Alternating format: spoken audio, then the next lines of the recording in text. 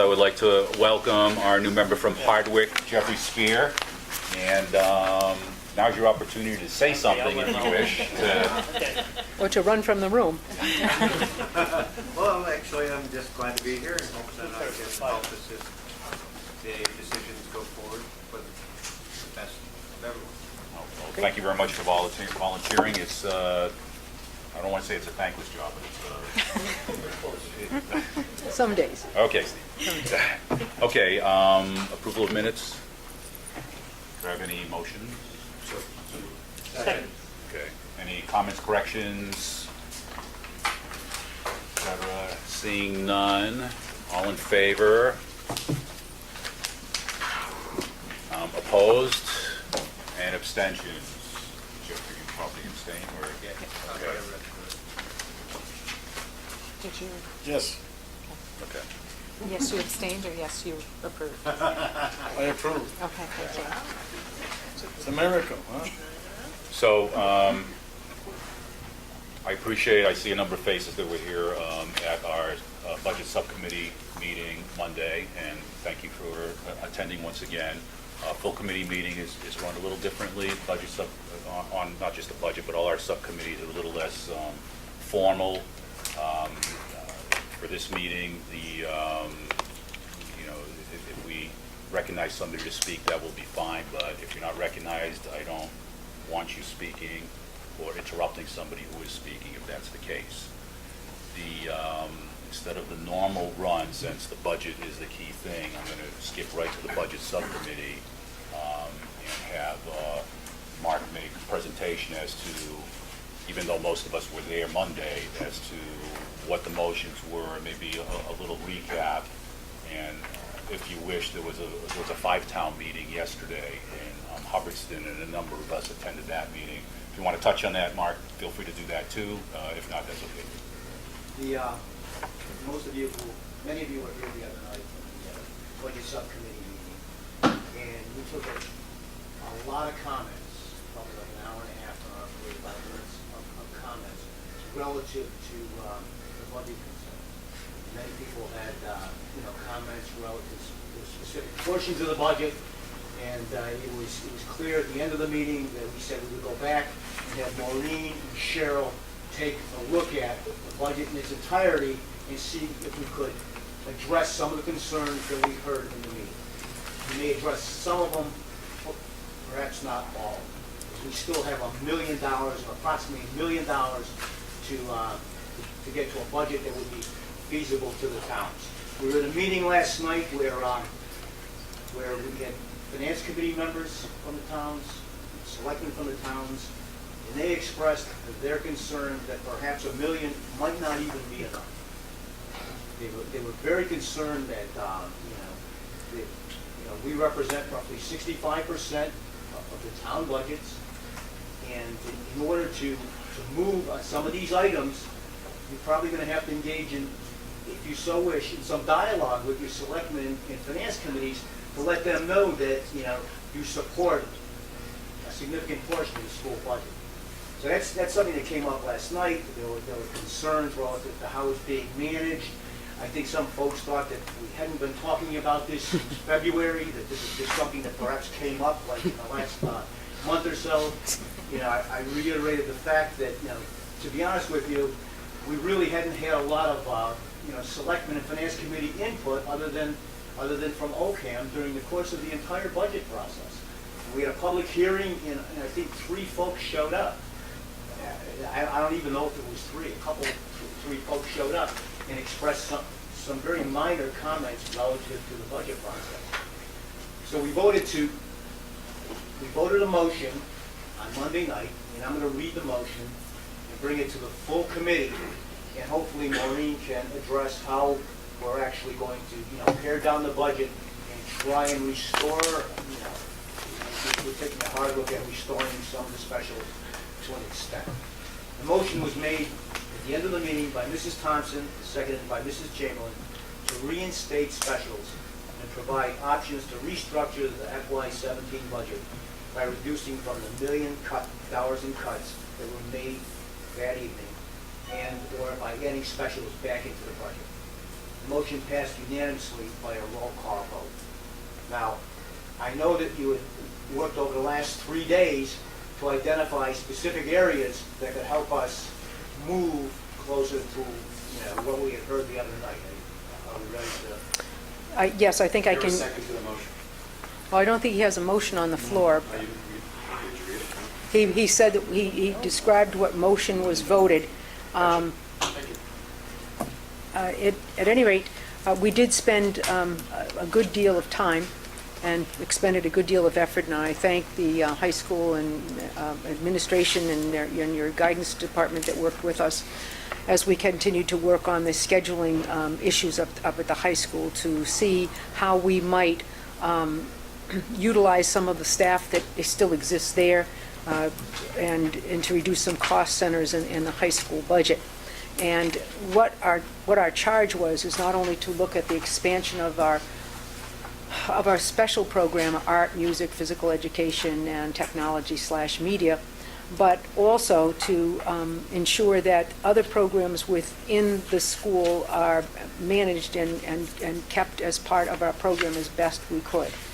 So we spent a good deal of time and came up with a way utilizing, we had our health insurance, shall we say, actually come in so that we have a document that tells us what the anticipated increase is. We had in the budget, when we met with you on Monday night, a 13% anticipated increase in health insurance. We received a 10%, 9 and very close to 10% increase in health insurance costs. So we were able to reduce that line item by 3%. That line item is millions of dollars, not, so that gave us some monies. We had a very late in the school year person in special education, a very well-known and highly respected individual, decide to retire, and we're not going to fill that position. That leaves, her salary was in the budget, and the salary of that individual was obviously at the far end of the salary schedule, and so quite hefty. That's a good thing. So with the health insurance and that person's retirement and not replacing that individual. Additionally, we have an individual who will be leaving the district as a paraprofessional in October. We will not fill that position. We're trying desperately by attrition, not only to keep our folks working if at all possible, but also to avoid, obviously, unemployment costs. Additionally, we have another individual who will be on a leave, a requested leave. We are hoping that that person will return to us, and she's going to be here for a brief period of time, and then will be leaving for the remainder of the school year. We will not fill that position.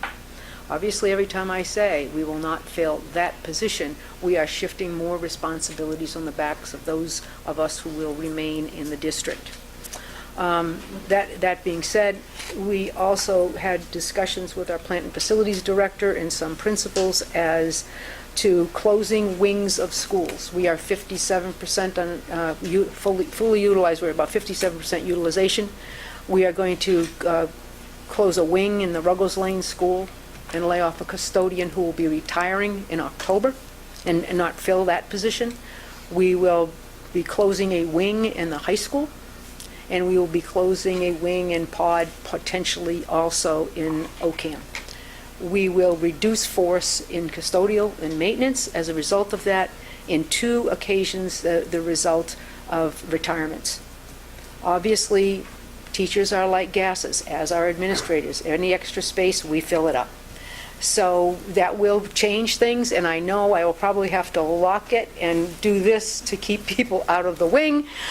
We know that we would have to re-energize that wing for MCAS testing, especially at the middle high school where we have so many different groups of students that have to be tested, but we believe we can manage that with fewer square feet to clean every night.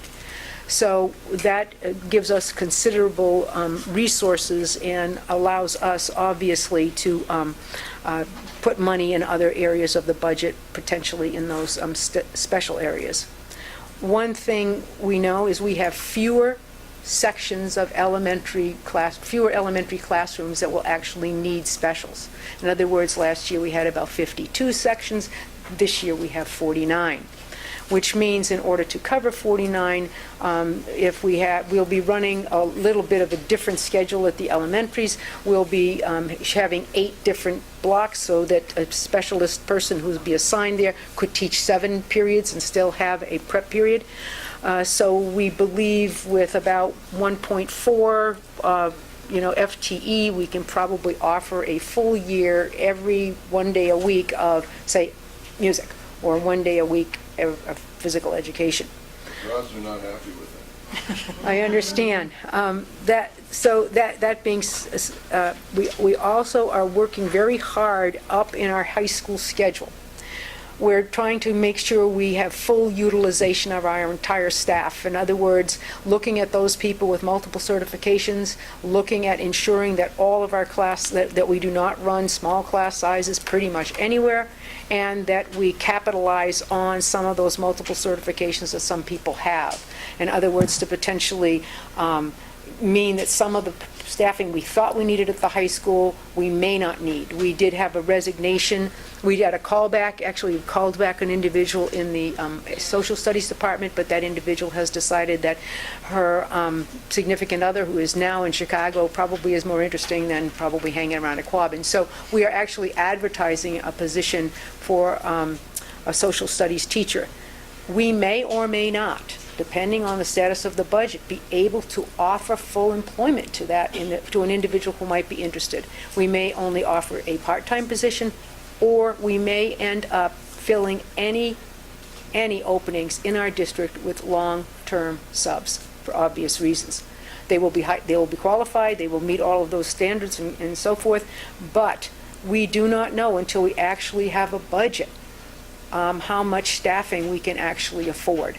So people who obviously are already working in our buildings are not on reduction force or anything, obviously have contracts. But for example, we've had a kindergarten, a preschool person leave our district for an administrative position in a nearby district. We may go in-house, collapsing some classes and moving people around to cover that class. Or we may put a long-term sub in there in hopes that we get a budget passed and we're able then to offer a full-time contract to an individual who would fill that position. So we are also looking at, and we'll be talking with the Review and Reform on early graduation in March for some of our seniors.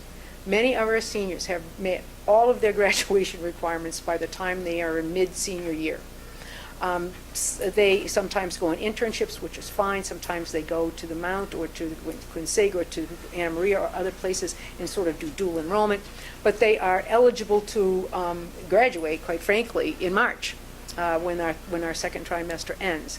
We will offer the opportunity for people to not only continue to do internships, but also for dual enrollment. We will also offer opportunities for students to do we hope, meaningful internships within the district. Many of our high school students would be wonderful to help and assist in tutoring and managing in our elementary schools. And we hope that we will be able to encourage some of them to spend their last, 10 weeks or so, working and learning alongside, a teacher and some young students in the elementary schools. There's no more fun than to have an older young man come down and play kickball with you on the recess field. Let's face it, it's pretty exciting and it's great for our kids. It's also great for our older students who have the opportunity to work with some of the younger students in the district. So we will offer some different opportunities to some of our seniors and hope that will meet some of their requirements. We are going to ask the Policy Review and Reform to review the capstone requirement for seniors. That is quite an expensive program in that it necessitates some one-on-one work with teachers and 1 or 2 students. Due to the scheduling that we hope to produce at the high school, we will be filled. Okay, our academic coordinators will work the entire contracted schedule. Sometimes we have had them in 9 blocks rather than in the 11 blocks, but we will be scheduling them for 10 blocks in order to ensure that we run as many of the electives in the high school that we possibly can, and that we have and manage appropriate class sizes across the high school. The middle school, their schedule, or I should say that their schedule will remain intact. World language will remain intact, because when some people said, why don't you cut world language in the middle school, break my heart, but there are two teachers there. It's about $130,000. Say we laid both of those teachers off, and then we pay $28,000 to each of them to collect unemployment. Then we have to hire paraprofessionals or someone to manage the study halls that those people would have to go into. So that would not have been a lucrative cut or provided really any robust opportunity to help us expand the special program at the elementary school. So with these modifications that we've discussed and some other just general expense issues that we were able to look at, we can expand the special program to pretty much what it is today. What we don't know is exactly how or what the physical education piece will look like until we finish scheduling the high school. Excuse me, Maureen, it looks like, I mean, effective net, you're adding back like about 349,000 to the elementary specials. Well, not- That's about 5 positions? Yeah, well, not necessarily, because I don't need a full-time person. Well, Because okay, there's 49 sections, so I've already got a one person there. I need about another 4.4 or half-time person to offer the special for 1 day a week. But that's PE, music, art. Yeah, it's across but, the- and then to some extent. and I already have my music person, because we're shifting around music personnel. One of my music people is a certified math teacher. She is going to go into into mathematics out of music. She will then pick up the middle school band. I believe she's asked to work over schedule in order to do that. That will leave Mr. Lewis working in the high school. Mr. Killamilla is already scheduled to be in the elementary schools. He will be working there. And obviously, we would be calling back another piece of some music. We'd be calling back some more physical education. But exactly what FTE portion we'll call back will be dependent upon the high school schedule. Obviously, we will make that high school schedule as tight as we possibly can, and so that the specials that we call back can do the best possible job. And so the challenge is the high school schedule is terribly complex anyway. Add this particular situation to it, and it just really requires a lot of babysitting and a lot of work by our high school administration and guidance department, and they are working very hard along with us. We have daily conversations and oftentimes multiple conversations during the day as we say, okay, who's certified in this? Can you shift them here? Who's not certified but can teach 20% out of their schedule, out of their area?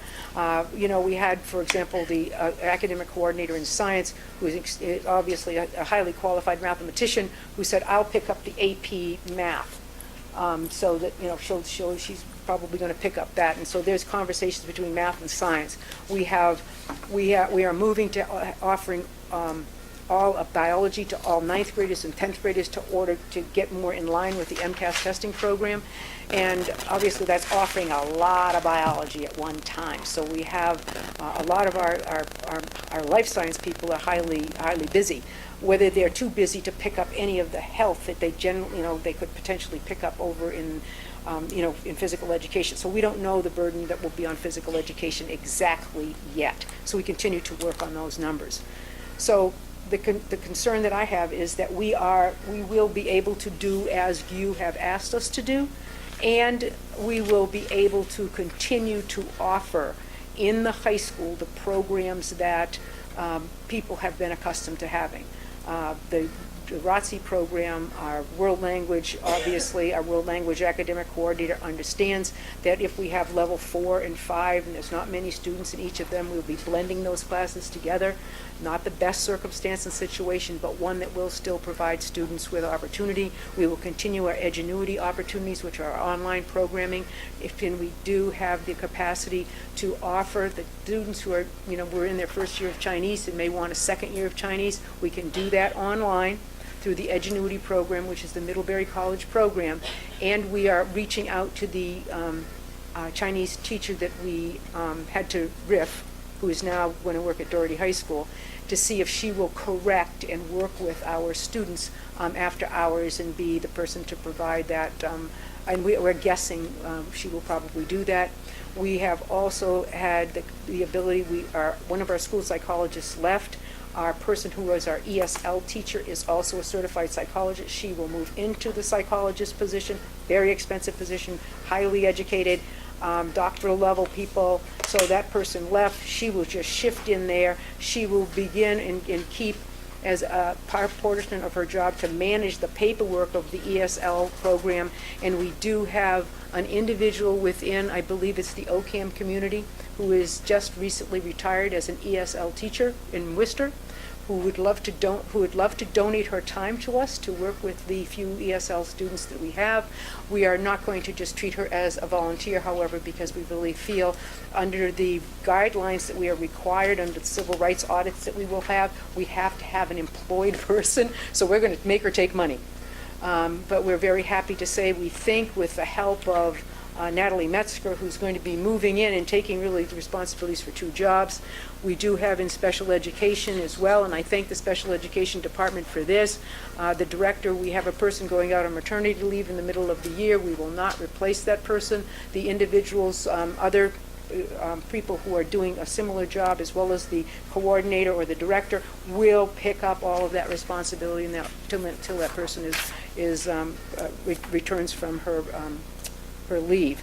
So I would just tell you that I thank the high school people. I thank the elementary folks who have, just kind of sit and say, oh God, who's moving to my building next? I mean, what do you mean you're closing down a wing? I thank certainly the plant and facilities people. We have badgered a lot of people in the last 48 hours. And I think to the benefit of all of the students in the district. The fear that I have is that we know that this might not be enough.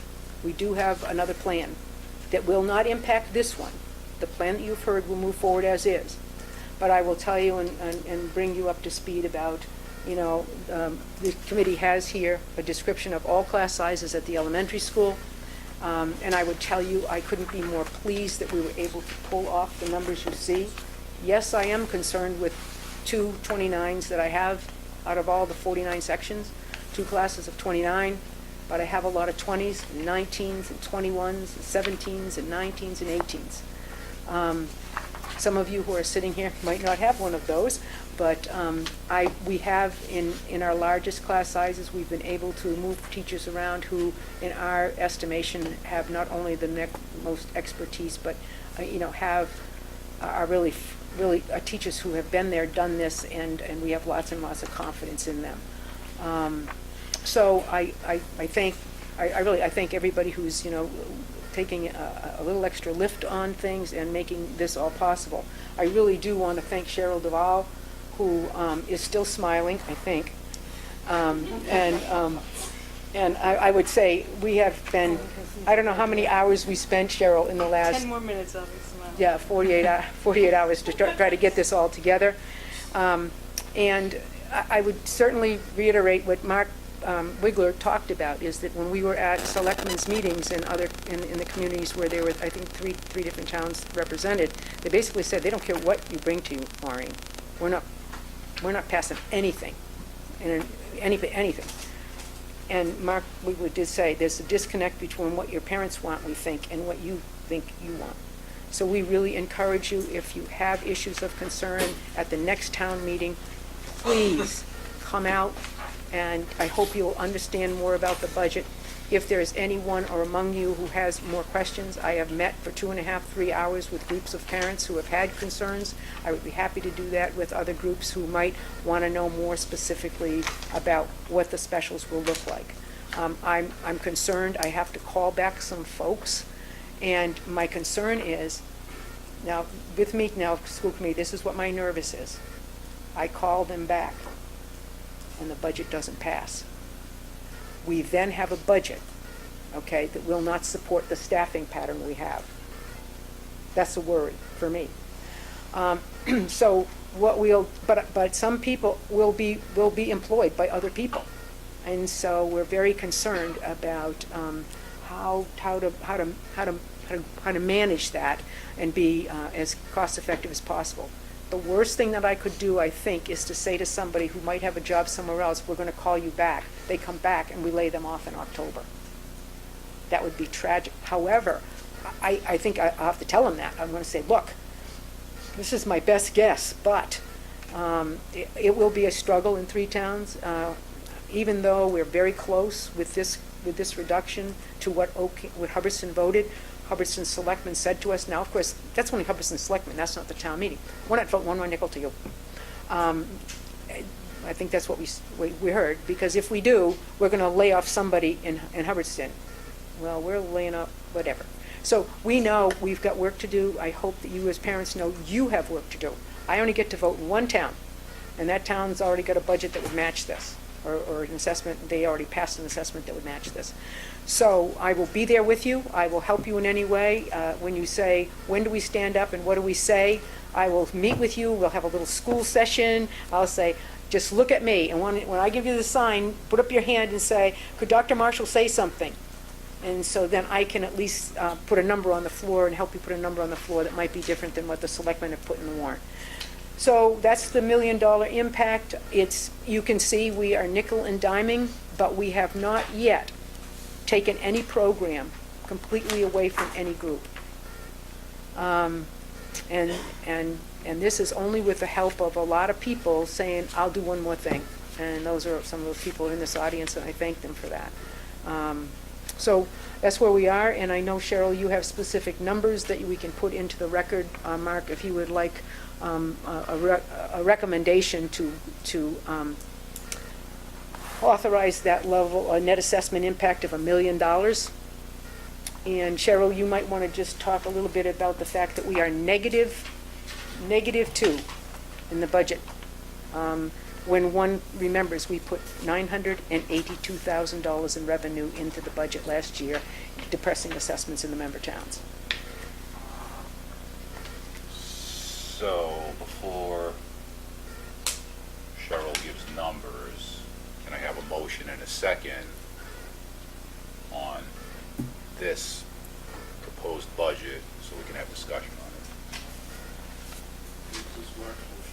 Recommend that we accept the revised assessment report and the cuts as detailed by the administration.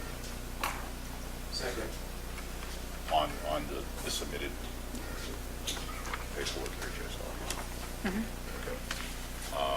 Thank you, and I know, Steve, do you want to wait for Cheryl, or do you have, I thought I saw your hand raised. No, I'd like to start. I have a couple questions before we get to the numbers. Do we have a second? We do? Okay, well, good. So, Dr. Marshall, you had just mentioned that the elementaries will be surprised to find out that the wing is closing on their schools, or that new teachers are coming into their buildings. That implies these decisions are made without their input. Is that a correct assumption? I would tell you that as we worked in the last whatever number of hours, some people were on vacation, some people were communicated with email, some people were text messaged. As we said, we're looking at making adjustments in this, in closing a wing. As far as who gets transferred where, that is by law, that is the only person who can do that is the superintendent. I had text. Well, I would assume that would be done in conjunction with the schools. When appropriate, absolutely. It would be more Yeah. appropriate than not.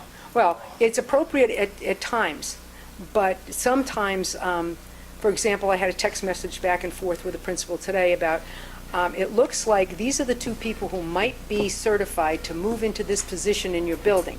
What would you think? The person responds, et cetera, et cetera. And then the person responds, well, if I had my choice, I'd probably say X. And I say, well, we continue to work on this, so I'll let you know. But as we looked at this, I said, I don't think we should really fill the position with a real person, but only with a long-term sub, because I'm so concerned about having someone that I just can't unilaterally go in and say, you're a long-term sub, you're done today because the budget didn't pass. If I call somebody back, I think we make a level of commitment to that person, and I want to be able to honestly say, if it doesn't pass on this date, I don't know how long we can carry them, do you know what I mean? So, yeah, there are some things that I do have conversations with people, and there are other things that I don't have a lot of conversation with because they may or may not be there, or the decision absolutely has to be mine. The drivers on it. Yeah, right. And one clarification, you talked about the specials coming back. Are those fully coming back? The, Partial? well, no, there will be 5 days a week of specials. There will be art, music, physical education, technology. Generally, there are 2 days of physical education. There may not be 2 full days. There may be 2 full days for the upper level, but a library reading period for the really younger kids. We're working on what that could look like based upon who's available to call back.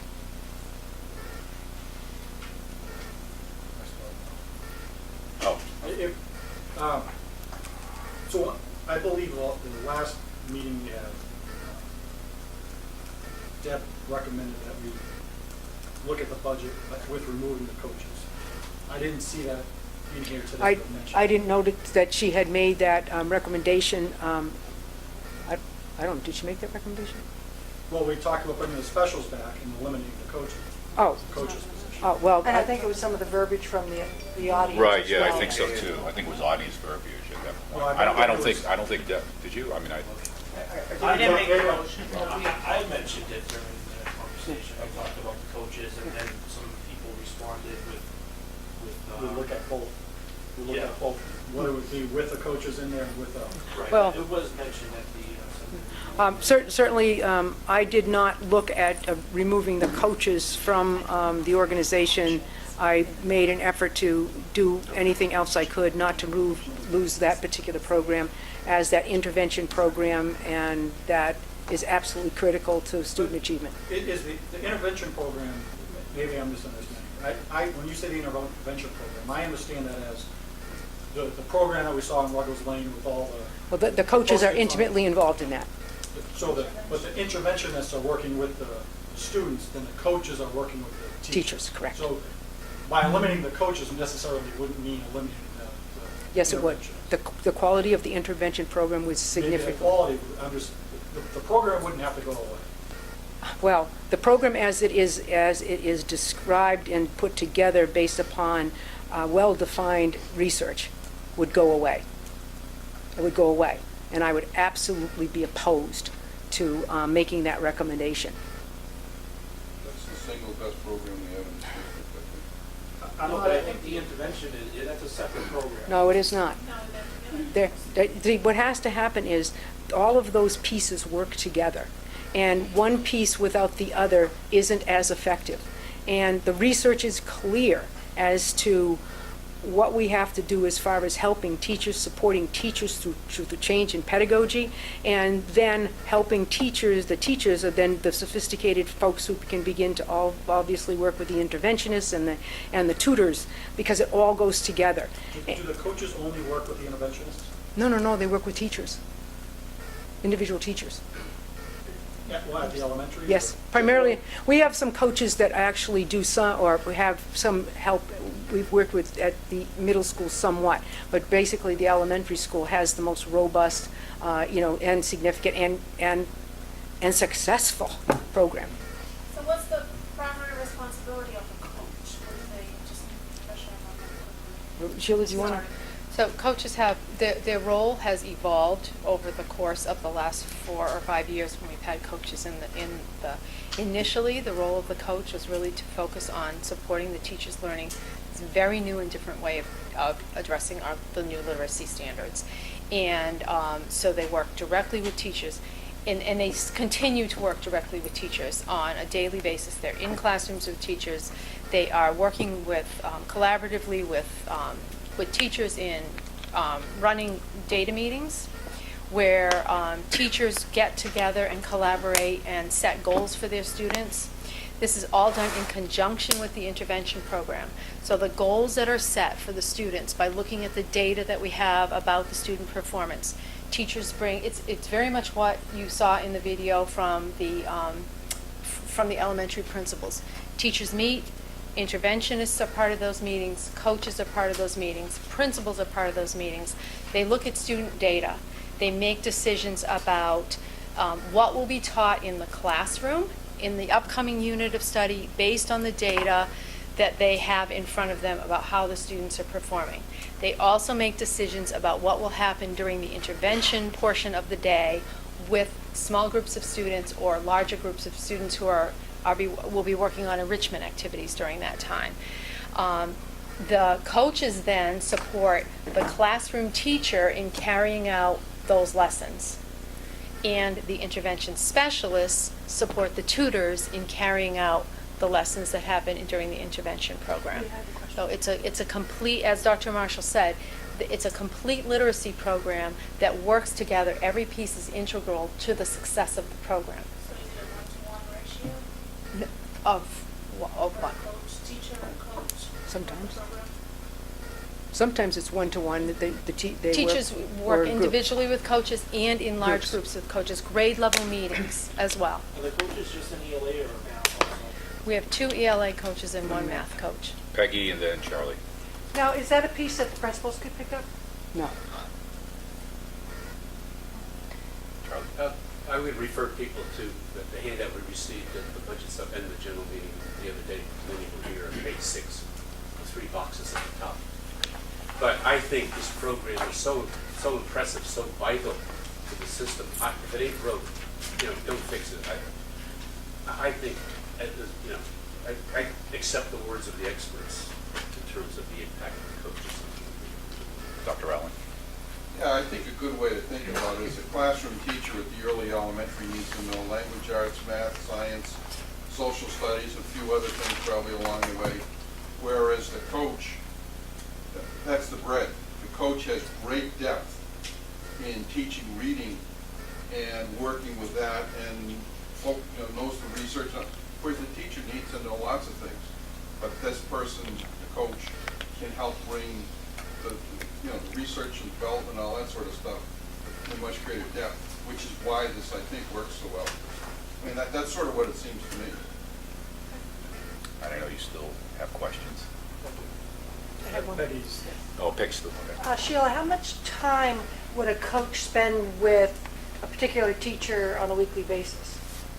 It varies. It varies greatly. It varies with the amount of professional development that's happening. So when we have consultants in the district, the coaches are working with the teachers along with the consultant. So their time is varied. It depends on, we have very specific a schedule of specific meetings that coaches run in collaboratively with principals.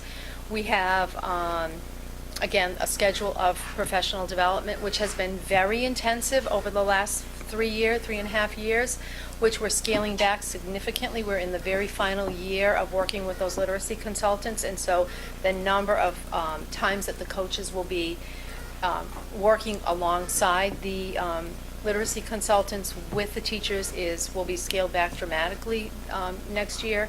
So it's a fluid kind of program where sometimes a principal will call a coach and say, gee, I have a teacher in here who's a long-term sub. I have a teacher who went out on leave. I have a teacher who's here as a long-term sub. He or she really needs some intensive support for a week or 2. Can you come in and spend a very concentrated amount of time getting this person to feel comfortable with the work that he or she is trying to pick up from the teacher who left unexpectedly? In that case, a coach sometimes is pulled from their regular schedule, and because that's a greater need. So we really try to be very flexible in their schedule. They do set up a regular schedule of meetings with teachers for the year, but I won't tell you that is always adhered to 100%. Because you said there are 3 of them? There are 2 literacy coaches and 1 math coach. Shared over the 5 schools? Shared over the 5 schools, and in a way, our a reduction in the math coach obviously sees the teachers half as frequently as the 2 literacy coaches because there's just twice as many of them to go around. So that's a need that we've had we've hoped to add a second math coach for years, and we haven't obviously been able to do that, but, We certainly, since the institution of this work, that I really, credit principals and Sheila with, the student achievement in our elementary school students is beyond comparison to what it was. When I returned to the district in 2009-10, DSAC was in our school district. DSAC was the group of from the Department of Education that entered your school district when your scores on MCAS were pretty bad. They were here. And 70% of the kids who were leaving our elementary schools were reading below grade level. 70%.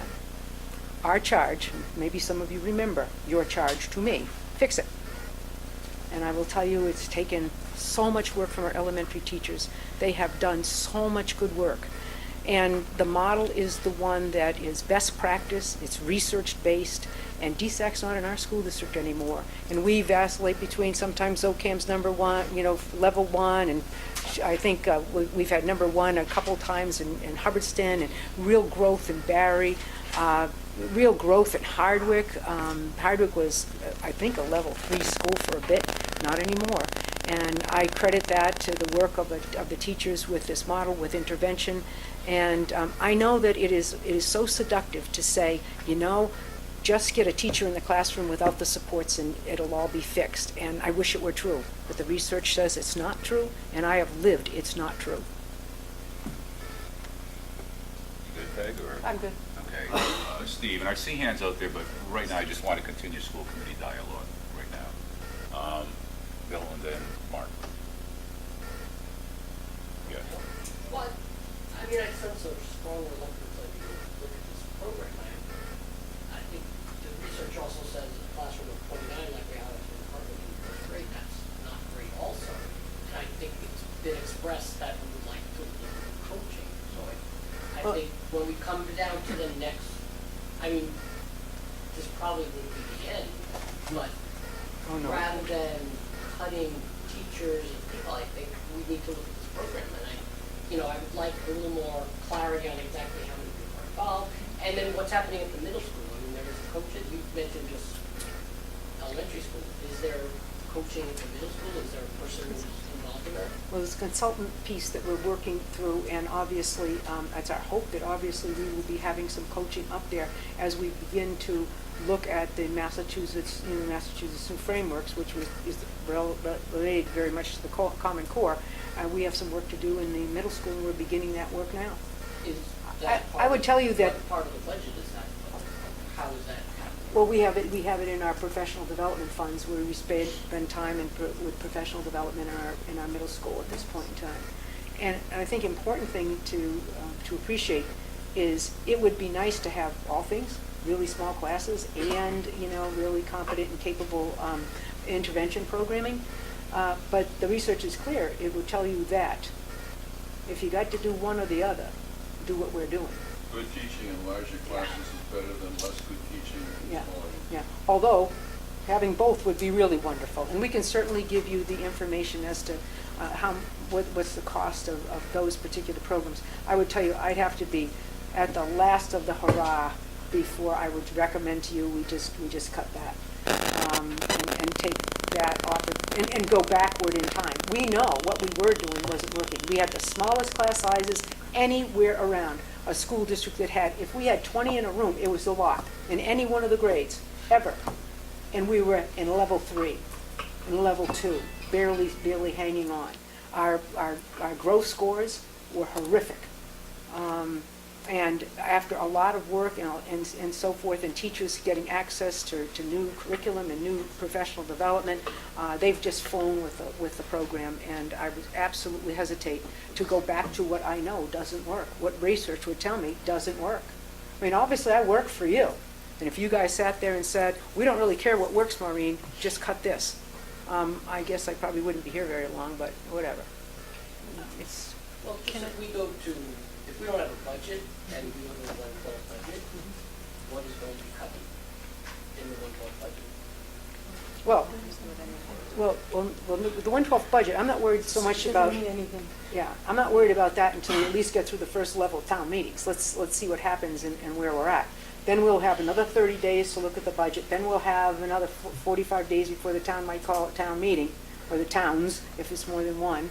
And so that's the process. And then probably by the time we're through that, we could get another round, and then the commissioner will come in. The commissioner will look at, what have we cut? What have we attempted to save? What goodwill have we demonstrated to the town by making adjustments and pulling back? And then we'll make a decision as to, and we'll set the budget. Now, setting the budget means it could be exactly what we're asking for because we've made the cuts and the towns have said we're not going to do anything, or it could be someplace in between, and only then would we really know what our bottom line is. Because my expectation is, I don't know if we're going to get a budget from the towns or if we're going to get a budget from the commissioner. I really don't. Last night I said, we're going to get a budget from the commissioner. Yes, you're right. That's what I heard. We're going to One get of the towns yeah, we're going to get recommended to all the other towns that they not support any budget. yeah, which was okay. Mark? Yeah, well, again, I want to say thank you for the administration to revisit and make those adjustments and to look at not only the programming, but what is important and the needs that have to occur for our success of students. In regards to high-quality teaching and learning, not only about coaching for the past 3 or 4 years as it's been a district, it's not only research-based, but it also is implemented throughout the country. It is endorsed wholeheartedly for the NEA, MTA, and teacher development. Part of the blueprint program, I should say, outlining, working with the administration, the teacher development model is there. And the model is of coaching, of intervention, and tutors. Now, when you have large class sizes, you can't ask a teacher to do all things to 27, 29 students. And the varying learning abilities in the classroom is phenomenal. And you're asking 6.5 hours, whatever the hours per day, which is minimum, to work. The needs the students are great. And the intervention models work. And not only to have teacher development, there was also opportunities to increase teacher opportunities. Not only has that also trickled into the licensure area, it's trickled into endorsements. Teachers have to be SEI endorsed.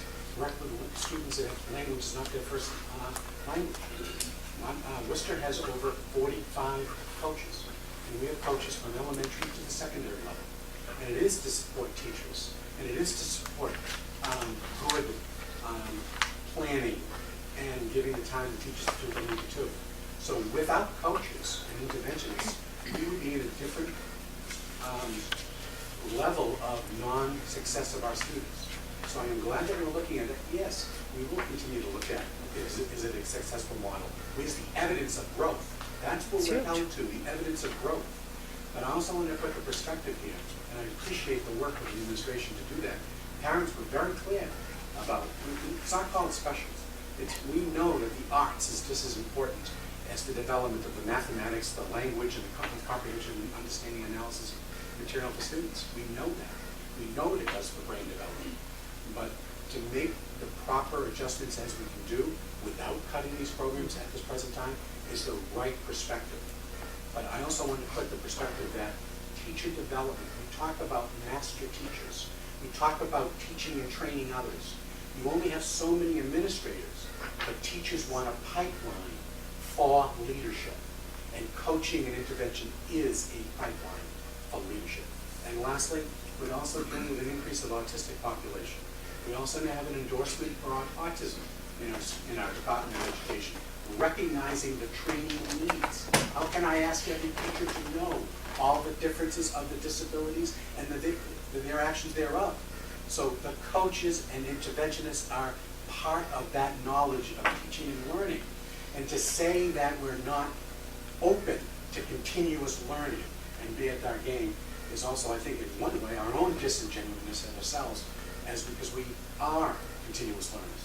And that's what we do, because the bottom line, we are evaluated by the Department of Education, and we are going to be a level 1, 2, 3, 4, or 5.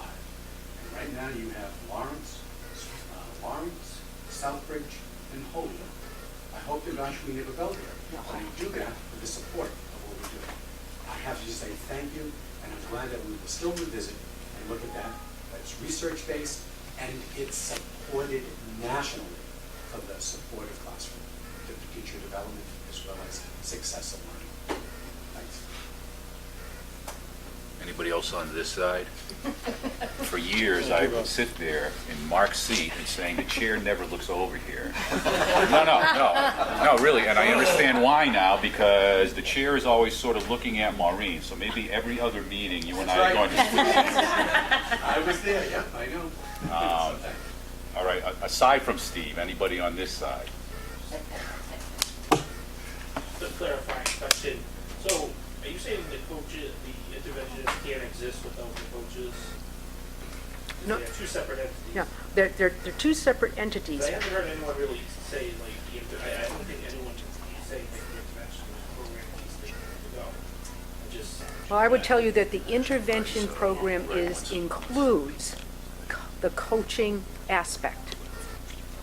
Okay? I believe it is one whole program that includes, the intervention program includes, we made up interventionists and call them that because we were looking at a tiered approach. Coaching the intervention specialist to work with the next group. But there are teachers designed that do specific reading programs and such that are doing intervention programs.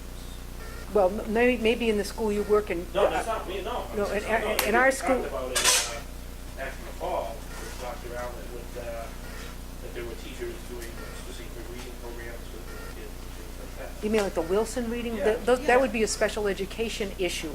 Special education, for example, there are very specific, and I know you're sitting right over there, Kristen, very specific requirements in an IEP that might require a Wilson reading program or other very specific thing that doesn't necessarily go into the entire school population.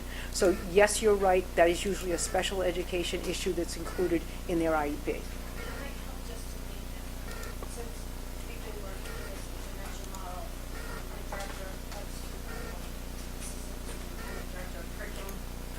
And I've been working really closely to try and blur those lines between the students on IEPs and the general education students who are at risk.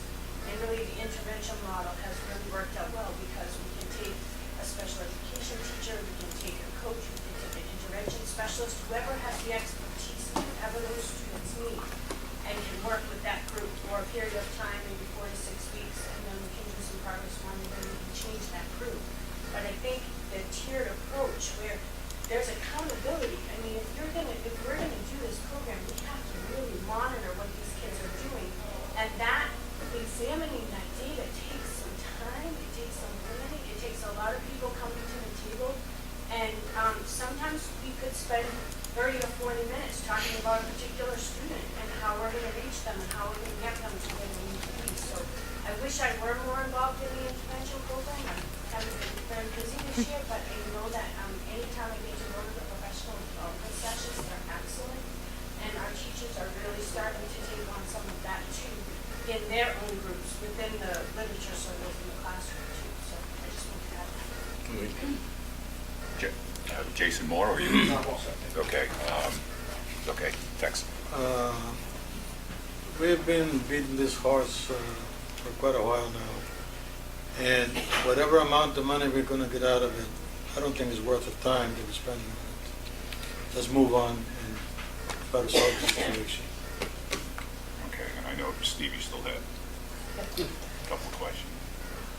Yeah, so on this point, Mr. Brophy brought up a good point, the evidence of growth you mentioned. And we see that in the last presentation, we see the reading scores going up. Do we have similar statistics on teacher evaluations, when they're interacting with coaches to see that they're going up? Could we get that information? Well, you can't get individual. Not individual. Yeah, oh, absolutely. Yeah, we had some Absolutely. bar charts on Yep. the Yep. reading. You know, from our point of view, from my point of view, I won't speak for anyone. I look at a $250,000 line item, and I don't think that's insignificant when we're talking about some of the drastic cuts we're proposing in the elementary. I think it's worth looking at. I sit here and I look at that. That's not an employee that's directly interacting with the student.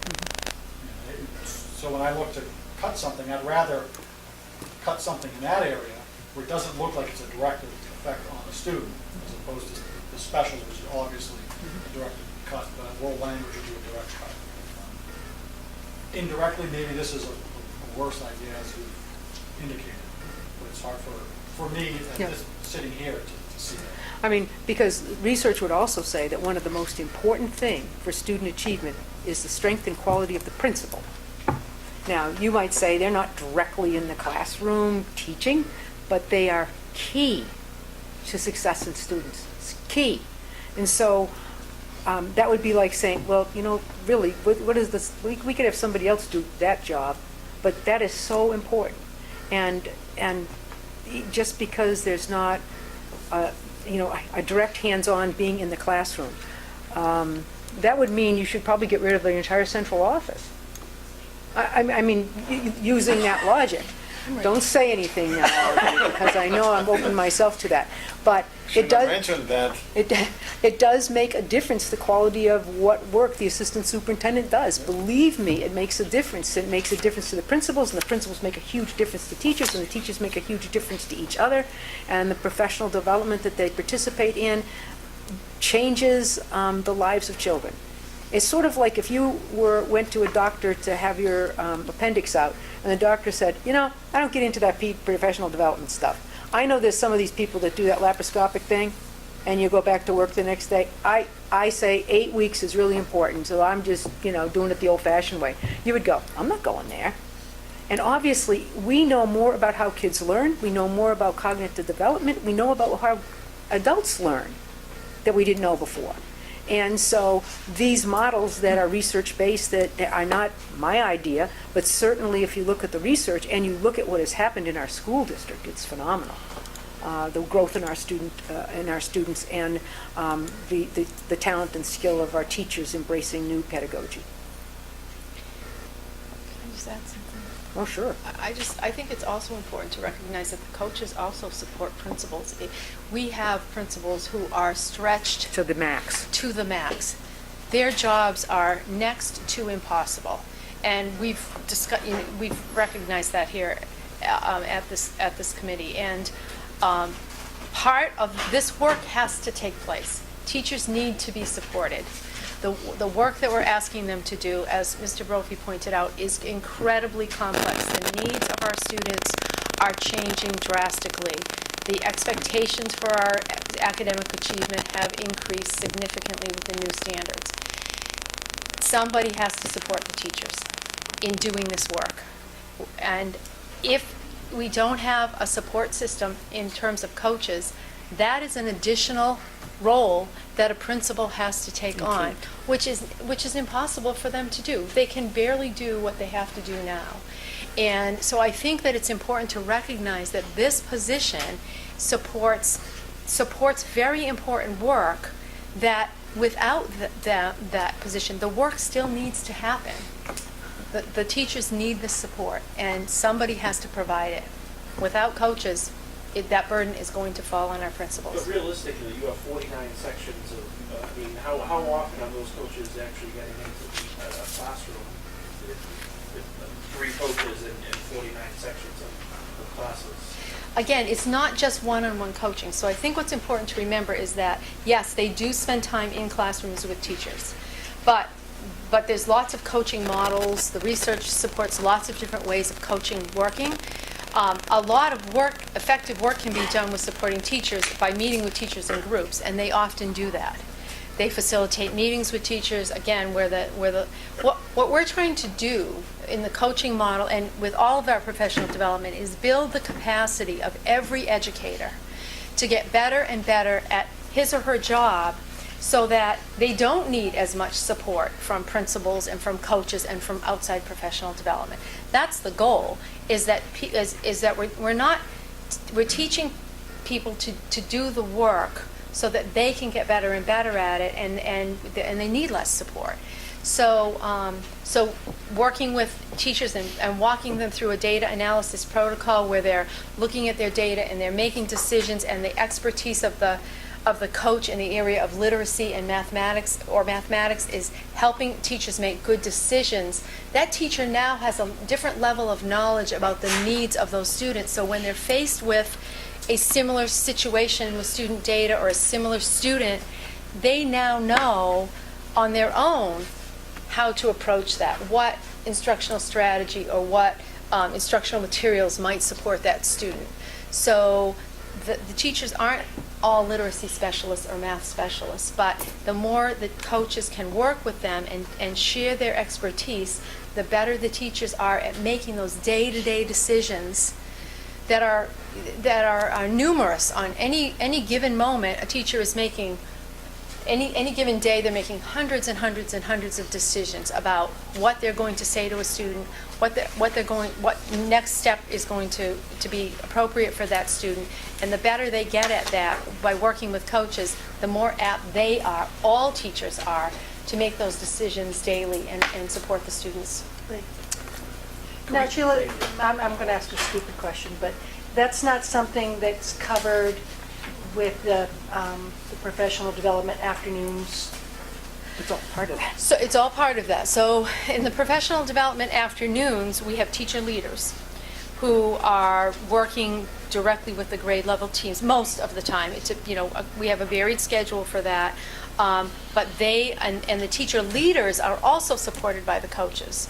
So we have monthly meetings with all of the teacher leaders where myself, the principals, and the coaches sit down with all of the teacher leaders, and we plan the work that's going to happen in those Wednesday afternoons. This is, again, with the K-6 teachers. So the teacher leaders will then meet with their grade level groups. Coaches can be called into those meetings. They support those meetings if there are questions that teacher leaders don't necessarily have the answer to, or if there's something that comes up, the coach will go to the meeting and support that work. But the coaches also are supporting the professional development of the teacher leaders as we build that structure in our district to give teachers and teachers more responsibility for their own professional learning. At this point, unless you want to cut another $250,000, let's get off the coaches. I mean, we don't need to discuss what might happen 2 months from now. We're discussing this budget. Got a motion on the table, so. Well, I thought Cheryl was going to provide some figures, unless we don't need any more figures. Want to throw some? Questions as well, unrelated to coaches.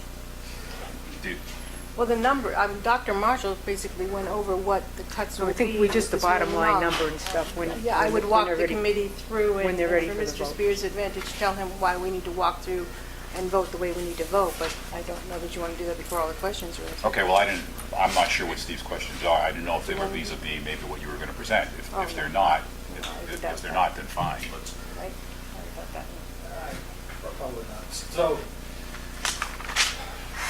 one of the things that came up in the last meeting that I didn't get a chance to bring up was the SPED, special education analysis, $50,000 to analyze how we're running our special education. We had some talk a year or two ago about spending $10,000 on a demographic study. This $50,000 line item for analysis on how we're running our special education, I believe warrants some discussion. I felt it was brought up as an item, a bullet item.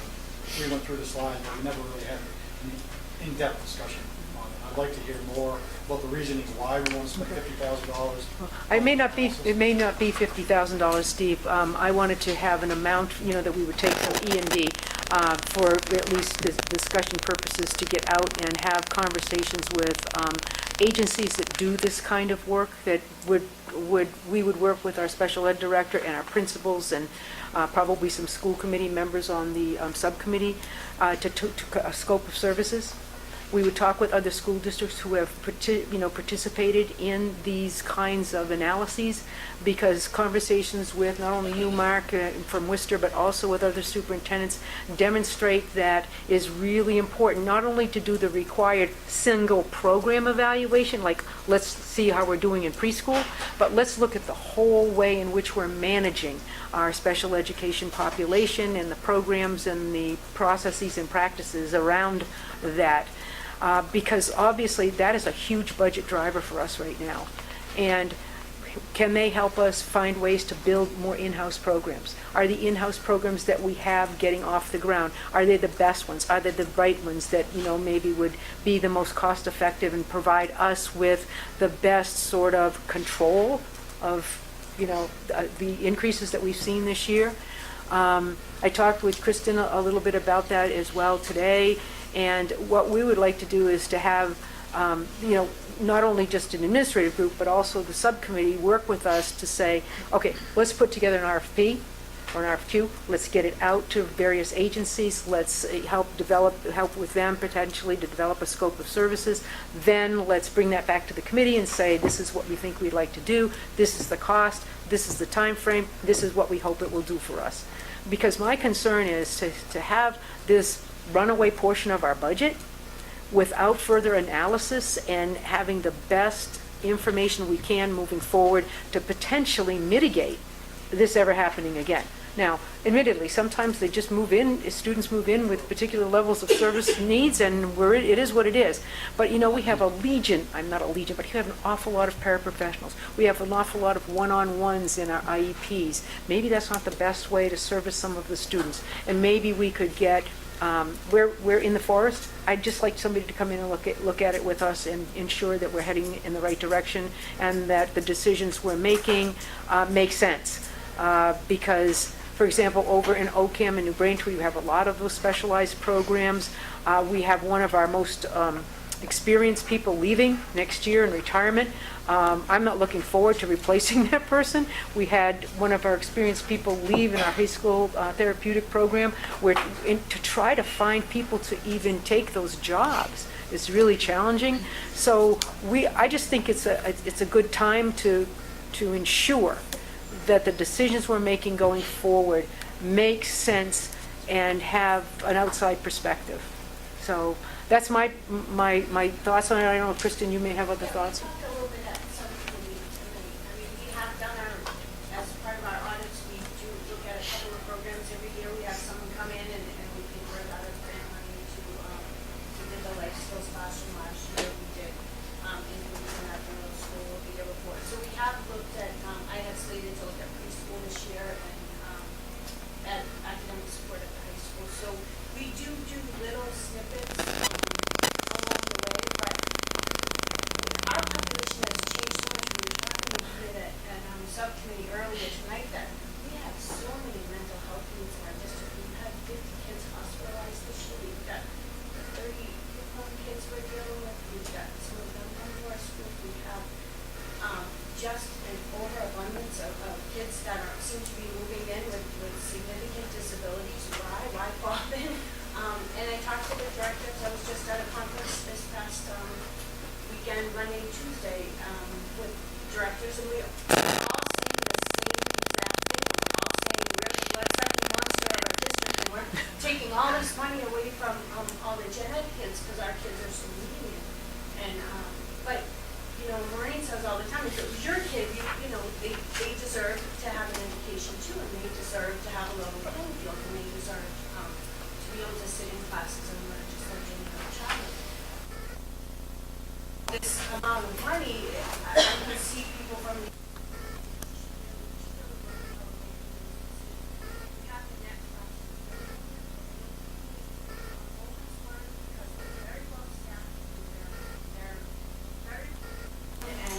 they're very expensive. Is there a better way to do that? I know Mark has asked me questions about that all the time. Every year that comes up. So we have life skills programs, we have therapeutic classrooms, we started the new language-based classroom. I mean, I think we're making good decisions, but to get someone like Futures Health Corps to come in and look at our related service model and say, you're spending too much on speech, OT, PT, there's a better way to do that. That's not my area of expertise. I certainly have learned a lot about it while I've been doing this for 10 years, but there's so many things that they can give us advice on. I know $50,000 sounds like a lot of money, but I will tell you the program of vows we do probably cost us anywhere from $2,500 to $5,000 For one program. Every time that we do a couple of years. So, but, there, I don't know if, I know Deb was there and Dave was there and Peggy was there. I don't know if you have any thoughts to share about that. No, you pretty much covered our whole conversation. I mean, it's not a bad thing to look at how we can save money. And I don't want to take it out of the budget. I wanted to go to E&D because hopefully it will be a non-recurring, need. William? Would this be a comprehensive look, like would they get involved in what collaboratives or Yes. Yes. collaboratives They in would- other districts? Yes, they would know what collaborative opportunities we have and how we could utilize the collaboratives to potentially save money. We do now, we use the collaborative and we send a number of our students to FLAC Collaborative and CAPS Collaborative and so forth because it's cheaper than some other placements. And I think you said, Kristen, that some of the collaborative, the larger collaboratives in the eastern part of the state actually do some of these comprehensive, look-sees. EDC, I guess, does, out of the Framingham or Natick area, they do some. So we hope to get a number of vendors types to look at it and, give us a good scope of services and for the subcommittee and obviously administration to sit down and say, and the principals obviously would be involved in as they needed to be as the evaluation went forward, so that we could hopefully say, yes, we're doing the right thing, and we can support the idea that our special ed costs are real and necessary and so forth. I believe they are, but it's very important to have that outside look, that I think that audit piece that we haven't had comprehensively ever. Or create other programs that could be Yes, in indeed. district to save Indeed. us money. Yeah, indeed. And there's no question that I've been involved with other superintendents, and the conversation that we have is, what can we do at Quabbin and they do an X, near us, and then we can trade back and forth and maybe save some tuitions that way. So not that that's part of this particular vote anyway, but Right. when, Just a quick question, what was the cost of the final cost of the task force? 70,000. 70,000. I see potentially more of a return on investment with this expenditure. More so than in the reorg and consolidation, because we already know the demographics. We've already I taken a know. look at a whole bunch of this stuff. We're going to feed it to a consultant who's going to come back and tell us something that we can't accomplish. No, I mean, quite honestly, that's what we're doing. So, give this a chance. We got a chance of a return on investment here. Yep. I don't see Yeah. much different that's going to come out from a consultant relative to towns saying that they don't want to close their elementary schools, they're not going to give us any more money. Yeah. So, Well, I agree with that, Mike, but the only difference is we're not paying the 7. we're not paying the 70. It's coming we're not paying the study, but it's all coming out of some taxpayer dollars somewhere. somewhere. Unless they recommend a pilot for the 7-year-old school. Right, yeah. That's probably not. Charlie? Just changing the topic, Maureen, on the IB program, the handout the other day showed the impact of the kind of direct overheads associated with the program at about $63,000, give or take, and I presume that was FY15 and FY16. I presume you're going to extend about the same amount of money this time. If the program were phased out, what would the impact be on staff reductions, for instance, CAS coordinators, extended SA? Well, those are just stipend positions. But they're, keep their FTEs doing it. No. No. I mean, for example, if I'm the CAS coordinator, I'm getting, what, $2,000, and it's just a kind of, it's not part of my teaching responsibility, it's in addition to, so that person wouldn't be laid off or just, So I think that as we get into the weeds on this through the Policy Review and Reform Committee, and continue to work through the concerns that, Evan has brought forward and, you folks have, for example, I do not believe that you're going to have fewer English teachers if you don't have this, or fewer social studies Well, that was teachers. going to be my other question. No. What would be the impact on the classroom teachers? No. I mean, the students still need to be in various programs, and we're going to work very hard so you will not see any small class sizes, other than in our special education programming. There will not be any small class sizes to be found in the high school. I know that we were working through, some of those issues this morning, and there's where you can, really utilize end up spending a great deal on any program, whether it be, level 4 French for 17 kids or 13 kids or 6 kids. And so we're going to have to do a little more merging, a little more what the art department has done for years, which is a really consolidating of different, programs and so forth at the same time for the same teacher in order to offer a more expanded curriculum, but having teachers sort of do it in a creative way. So as far as, the 62,000 would be absolutely off the top gone, but 2,000 for a stipend and so forth, but you certainly would not see us lay off teachers as a result of not having IB, or lay off if we didn't have AP. I mean, the kids have to go somewhere, so there's not like huge cost savings in FTEs in that, but it's just the way in which we're going to, provide educational programming. I'm just going back to Kristen. I just want to also add that eval would probably look at the Stetson piece as well.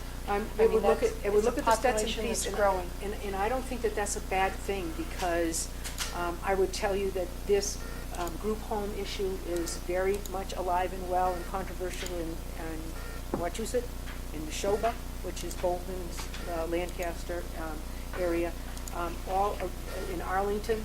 There's many schools that have group homes in them now. That is the new way to manage some of are they DCF kids, basically state DCF, kind of they got plucked out of their home because of issues of concern. And so we're not alone in this issue, but I'll tell you that the Department of Education, and I really think that the talking with the auditor's office is probably, this is in some ways an unfunded mandate, just the amount of legal time, our school psychologist time, our director's time. I mean, you want to talk about expensive with no return. This is it. Because most of these students go out of the district and they're back billed to their own communities except for all of the upfront costs. And while they're waiting for all of their testing, we're paying $30 an hour to have them tutored because they're not necessarily suitable for Quabbin nor suitable for a particular placement. This has been a very, very difficult circumstance for us, and it's been even more difficult for Wachusett because I think they've got 2 or 3 group homes out of Devereux. 6. Oh. We started at 12, and we went to 24, now we're at 30 students, great. Dr. Allen. We had, probably 35 years ago, to go over there and review their program and approve it.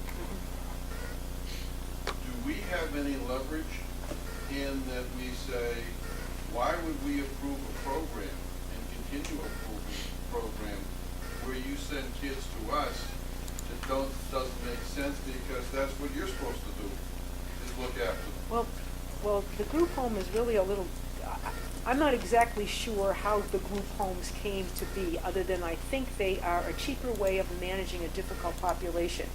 And the Health and Human Services Department figured this was sort of a good idea. Yeah, can we revisit that? Well, I don't know if we can have some conversations and ask some questions, but I don't know if there's legislation that allows this, or if this is just the way in which we're going to manage that population within the Commonwealth, which is to create these group homes. I think Seven Hills is managing a lot of them. My expectation is that probably some cash benefit to them managing them. There is absolutely no cash benefit to us. Even if the student ends up coming to Quabbin, we do not get 1 cent for that child. But that's why I'm saying, I think they can't exist unless we approve their education program. At least that was the case originally when we went. We had to do that, and we had to do Eagle Hill. Well, that's only if they're a school. This is technically not a school. This is a group home. There's the Stetson School, and then there's the Seven Hills Foundation Group Home. They're 2 different entities. So you're absolutely right if it were a school. They do not provide any instructional services for their children. This is just a residential hostel. That's what I would call it. And they're going to... They shouldn't hold us hostile, too. Well, and the students are obviously there. They're of age to be, I mean, some of them are 7 years old and some of them are 18. It's very challenging. That was a nice pun, Dick. I like it. Oh, no. They really have a hard time. Absolutely. And they're finally in a place now where, they're getting taken care of. we hope, yeah. Well, I'm not disparaging, No, I but I'm just want to saying make sure. unless they want to Yeah. do something here, why should we do something there? Well, because the state says I have to. Steve? Um, Oh, really? All right. Charlie? This may be peanuts on the revenue side, but I'm sure. How are we, how much do we collect in school choice these days? I do not know, Charlie. I mean, I was would the have to structure look was it like $100 a student, Yeah. times 200 per family or Yeah. something, and this was what, 6 years ago? Probably. I don't have that number with me either. I think we were getting a plus. Yeah, yeah, Did everybody pay? Yes. pretty much. We did very well with our fees this year. But We did very well collecting our fees. could it be raised? Probably could. $100 a year? Maybe times here. Cheryl, do you want to walk us through? Are we ready? We ready? I think. Okay. In accordance with the conflict of interest law, when you have a member of the committee who has a conflict in that maybe he's related to someone who works for us or owns a business that we use as a service, that person would need to abstain from an appropriation category included with those budget expenses.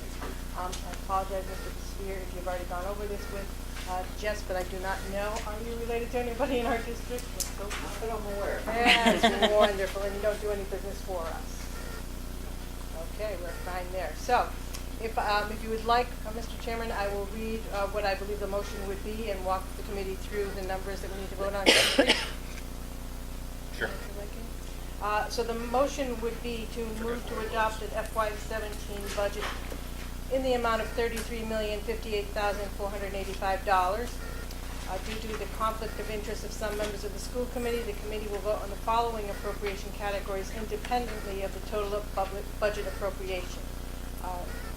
Appropriation category 1450-2250 technology in the amount of $549,670. Mr. Deschamps, you take no action.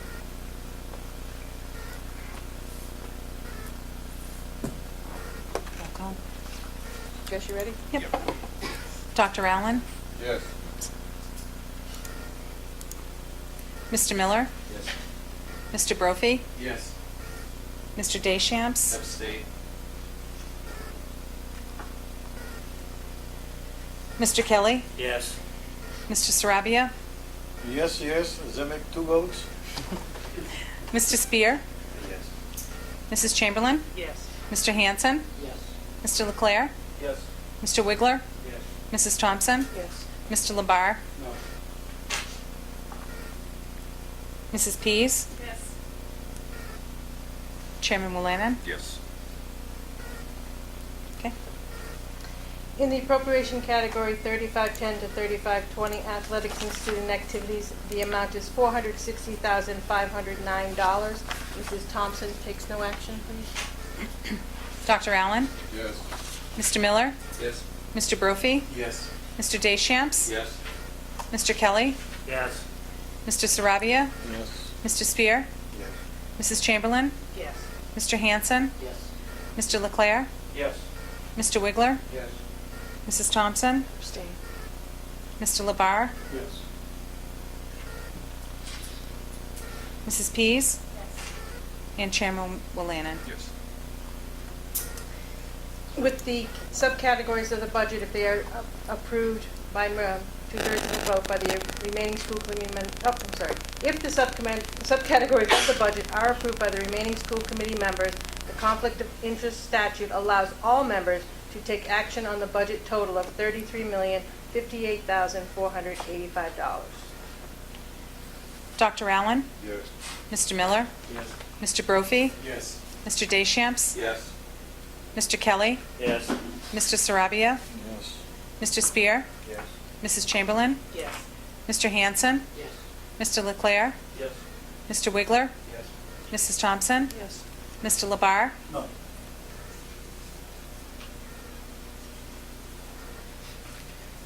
Mrs. Pease? Yes. Chairman Willinan? Yes.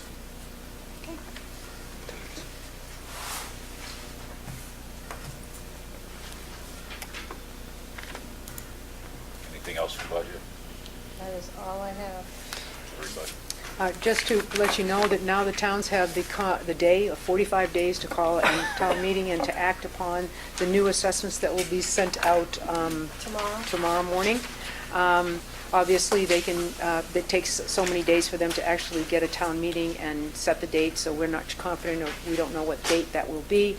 Obviously, the town of Barry will not need to call a town meeting, as they have already voted an amount sufficient to fund this level of services.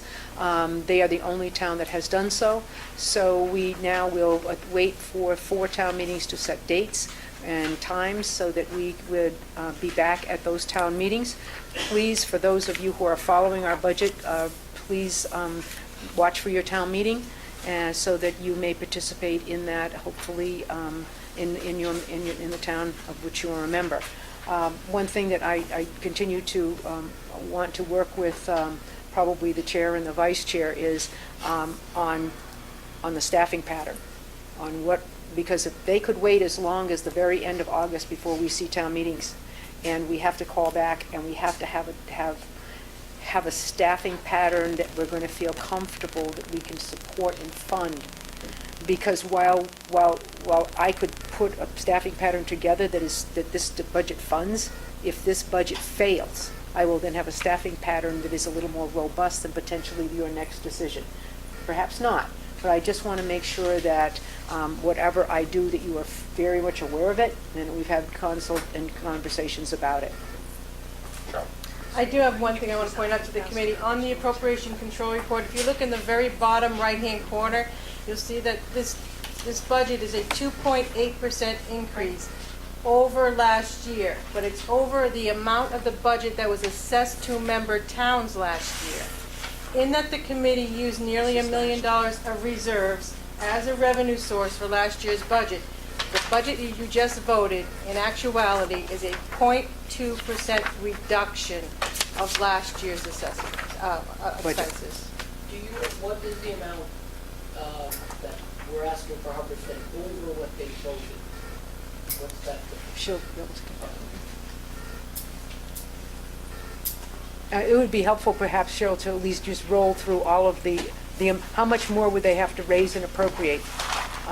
Having raised and appropriated nearly enough, I know, in Hubbardston.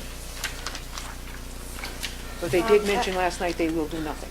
As Dr. Marshall mentioned, this is a 6.45% for Barry, which is actually a $2,000 difference from what they have already voted. So they know $2,000. No, Barry. This is in Barry. In Barry. Barry has too much, $2,000 too much, but we'll deal with that. In Hardwick, this is a 10.99% increase. They would need to appropriate $95,162 more. In Hubbardston, this is a 6.69% increase. They would need to appropriate $27,892 more. New Braintree is a 9.24% increase, or they would need to appropriate $74,491 more. And in Ocam, this is a 10.73% increase. They would need to raise and appropriate $152,562. Again, we went over these numbers the other night, but I believe they are still accurate. In order to get New Braintree to what they did vote, we would need yet another $1 million cut. And to get where Ocam has previously appropriated, we would need another $1.3 million cut. However, we would probably not need to go to the final town, obviously. Sorry. Sorry, Steve. But, you know. No, it's perfect. Okay. I mean, there's no question that would not be our intent, well, it would not be my intention to recommend to you that we cut another $1,300,000 out of this budget. Wouldn't vote it. So I suspect our only concern is as we begin a callback, some people, not the full FTE, but a portion, depending on what we dare try to manage. And then how long can we keep going on with that? How can we get to December 1st on a 1/12 budget, having a staffing pattern that is this budget, but this budget doesn't get voted? That's my concern. this is lower than last year's budget. Is lower than last year's expenses because we put $982,000 in from reserves to depress assessments in the member towns. So in fact, you have less in this budget than you did in that budget. Pretty much. So this is challenging, and my fear is calling back a person, and then that person working under the gun of what's happening at the next town meeting, and then saying to that person, "Oh, by the way, probably this isn't going to work." So that's what our concern is, and we have to have a plan B, I guess, and understand that December 1st takes it seems like it comes quickly, but December 1st is a long time to pay an amount of salary that technically you don't have the budget to support. The commissioner would not look friendly on that, would expect us to have some management of this matter as we move forward. Now, we will, obviously, we're going to keep the promise here to do these specials. There are other ways in which we will attempt to reduce the budget, as we've had conversations about, if necessary. And obviously, I would not ever recommend to you we do another $1 million cut. We will do some portion of that and continue to work with the selectmen. The selectmen who were at the meeting last night, we are going to work together to make an effort to work with other, not only regional but rural superintendents and districts to get to the state legislature and to talk a little bit about funding and financing. But when you read Senator Goby's letters, you understand that their projections on revenues were really much greater than they actually end up believing they have access to. So I am a little concerned about the capacity that the legislature will have to help us. I also urge you to read the newspaper article, I believe it's in today's Telegram, about charter schools. Please understand, charter schools are wonderful things. They're great opportunities for everyone. I get that. But the way that they are funded is absolutely inappropriate. We now have a $600,000, payment due for some of our students who are going to the Sizer School out of Hubbardston. Huge. I mean, we've never, so add that to your special education issues, and so some of that is draining resources away. And draining resources away in that fashion is why public school folks are saying, don't lift the cap until you fix how to fund charter schools. I think the MTA is going to work hard with that and for that, and we're very happy to have them on board with it. The Mass Association of School Superintendents is working very hard as well, but the governor is going to host a rally at the State House. I don't know what day it is, and there's some legal team trying to sue him for using state reserves or funds to actually help in the rally. So it looks like it's going to be a very long and protracted fight. We do get some reimbursement, don't we, Cheryl, for the first couple years of some of the charter school tuitions, but obviously that does go away. It's $28,000 for this year. $28,000 out of $600,000. What a deal. So, All right. Do I have a sense that we want a 2-minute break before we move on? we don't have much. All right. Damn the torpedo. Administrative reports, superintendent of schools. I would just like to make a comment and a note that I think is of great import, and I know I'm going to embarrass the people that I talk about, but I'd just like to let you know that in the last several months since our last school committee meeting, both our Director of Special Education, Kristen Campione, and our Assistant Superintendent, Sheila Muir, received their doctorate. A lot of hard work.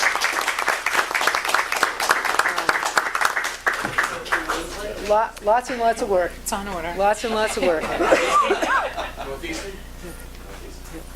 And I told them if you want to get the robe, what it really cost. And they didn't believe me. I said, hey, BC's was only about $700, so I think Northeastern's is probably cheaper. Anyway, just would like to say that. I'd like to also thank all of the principals for all of their efforts as in school closing, ensuring that all the students got through the year.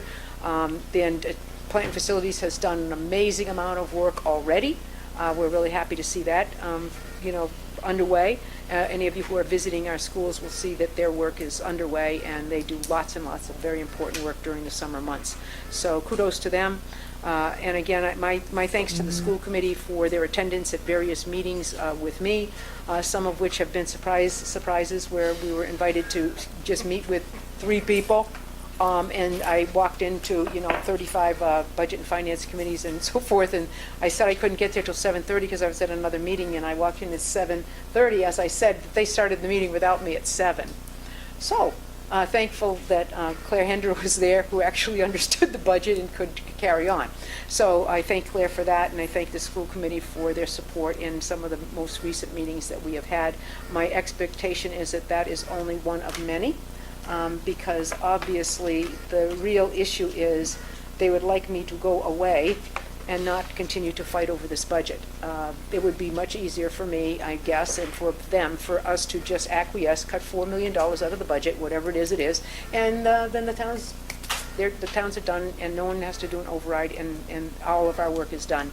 But our work really is about the students and about trying in our very best way to fund a budget that meets the needs of the students. So we'll continue our work, and I thank all of you for your help and support, parents and so forth, as we have this responsibility together. Sheila, I guess it's you. I don't have anything tonight, Mr. All right. Chairman. Director of Administrative Services. Tonight, we had warrants signed, accounts payable warrants 1A and 1B, and for Mr. Spear's knowledge, an A indicates it's a regular accounts payable warrant, and a B means that it's a wire payment, and that needs to be processed differently. And also payroll warrants for FY16 to close out the year, number 27, and FY17, number 1. Unfortunately, due to some changes in planning for budget, I'm unable to report on school lunch. I will have that. I'm working with the director tomorrow, be able to report on that in August. And just a quick update, and I'll have the specifics, but there are a number of districts that refuse to pay for their retired teachers' health insurance, even though I sent 2 letters requesting payment. This is a law, it is a statute. I think my next step is I might send it to the school committee chair of each of the districts and see if we get anything. But when we went and asked DESE what our next step was, if they did not abide by the statute and make payment, they suggested maybe we contact our attorney.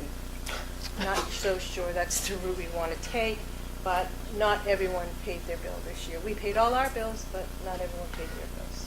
And I would just like to just interrupt Cheryl for a moment to just really thank her for the amount of work that she has done as we've been working on budget. We have had her do 15 iterations of, what if we do this, and what if we do that? And we spent, I think, most of the afternoon going through every single employee in our school district, making sure they were in the right spot, in the right budget, in the right school. And we only found one that we said, where did this person go? And so we were able to find out where that, because some of our people are posted off the school choice, some people are in the budget, some people are in special ed budget, some people are in a grant, and so we were able to go through the entire staffing register. So Cheryl has done an inordinate amount of work. I think was probably here till about 2 minutes before this meeting started to get to get the appropriation control report for you. And we know this is just one appropriation control report. We'll be doing this again. I thank her for her help, and I want to publicly apologize to every person, and I'm glad you're here. I'd say it to you personally, that we have on RIF, that we have been unable to give any information to at this point, that we've been unable to say, yeah, we're calling you back in what date. We have not called anyone back at this point other than one social studies teacher who ended up being somewhere else anyway. We kind of have a list of who we're calling back and so forth, but there needs to be that meeting so that we say, okay, what level are we going to carry and how long? And when we call people back, I'd like to work with the union on this as well, to say, if it goes south in October or November, we may have to reissue, again, reduction in force again. I hope not, but being a realist and looking at some of these assessments, I do worry. Quick question, how about grant funding? How does that compare overall with previous years? Well, if you saw newspaper today about how much money was lost across the Commonwealth in kindergarten grants that were totally cut. We lost 83,000, a lot to us. You lost, what, almost $1 million Yep, in 750,000. Worcester. I have 21 smart assistants that may lose their job. Yeah, not May, because last year, at Well, least we were in we're trying to conference. get the city to give some more Oh, you're trying to get the city? I wish I could get the city to give me some money. But anyway, so we've lost them with circuit breaker. We know that the governor has vetoed the line which is the reimbursement for out-of-district special ed placements, only for a portion of it. In my conversations with legislators, that they indicated that the amount that he has cut is not truly that significant. I feel like saying, well, yeah, if you're in the legislature, not me, I suppose it doesn't matter. They will try to override that veto, but the problem is they will not be overriding the veto. They have until July 30. So again, that's another 2 more weeks for some people to be sitting around while I'm worrying about circuit breaker. So at any rate, there's other, so we lost kindergarten for sure, and of course, transportation is still nowhere near 90 or 100% as is supposed to be, provided by statute. And at McKinney-Vento, we haven't seen a dime for that, which is, the auditor said, of course, she has no regulatory authority. What is the figure for reimbursement at this moment? For, Reimbursement?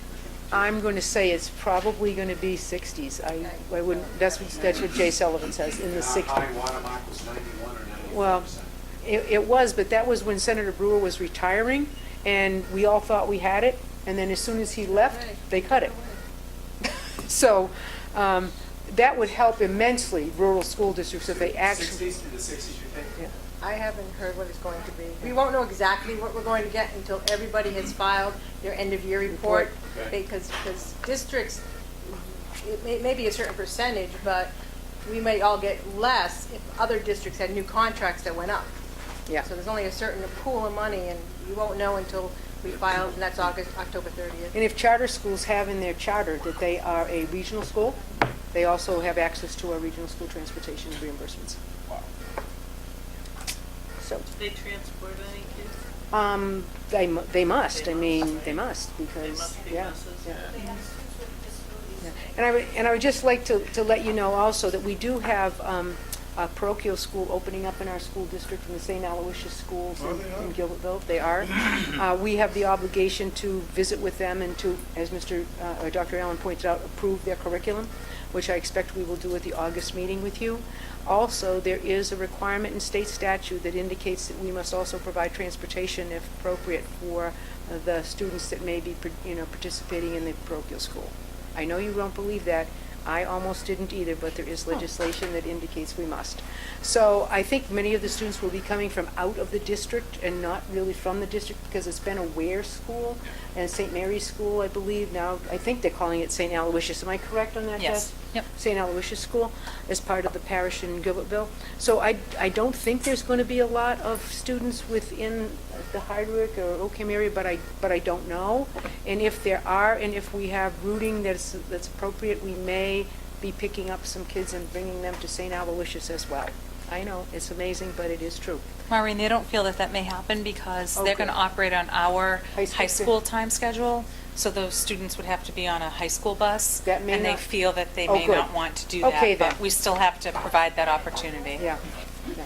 So anyway, just to let you know, there's another private school in our catchment area that we're gonna, and we're very happy for them, because they are really determined people, and have done a lot of work to make this happen for the children that they are trying to help, and I really respect them for that. And they've been they've worked with us a little bit, thinking about maybe they would use some of our space, but due to just the circumstances, public and religious associations kind of working together in the same thing. Our attorney said there's just so much you have to do and worry about. So if they put a cross up in a classroom, is that a violation? And we weren't going to kind of get along with all that. So it's really too bad, but anyhow. Cheryl, you done? I am done. Okay. Evan? Just 2 quick ones. I was actually on the elliptical machine today, and I was watching Show off. CNBC. I was only on for about 10 minutes.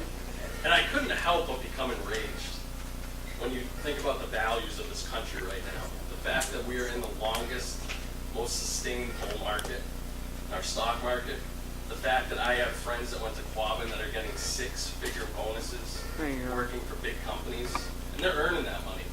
But how is it with this recovery that we have to sit in this room together and figure out what to cut for kids? I don't pretend to have the answers, but I got to tell you, I got off that elliptical when I caught my breath. It kind of turned to anger. It's not right. The tax system needs to be changed. Wealth is a good thing. It should be earned, but where's our country going to be in 50 years if we have people making millions of dollars in a day in the stock market and we're fighting about specials I know. and IB and other stuff? It's just not right. The second thing is a question for Mr. Devine.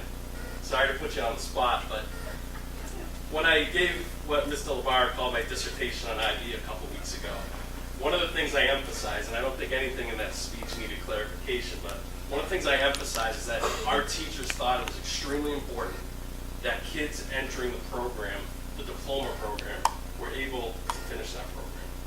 One of the things I also said, and Tech spoke up about this, is the concern about students entering that diploma program in the fall. So my question to you would be, are you going to meet with those students that are entering that program and give them a heads up that this is potentially something being discussed? Yes. Thank you.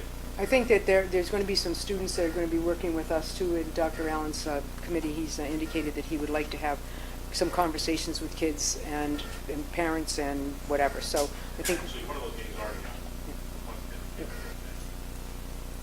I mean, I think we're going to try really hard as we are in Chinese, because that is a situation that occurred due to just declining enrollments in that particular area. But we have some students who really need to have that extra year or whatever, and we can provide that online, and we are going to do that with assistance, and I think IPing is going to be helping us out with that, and we're very happy about that.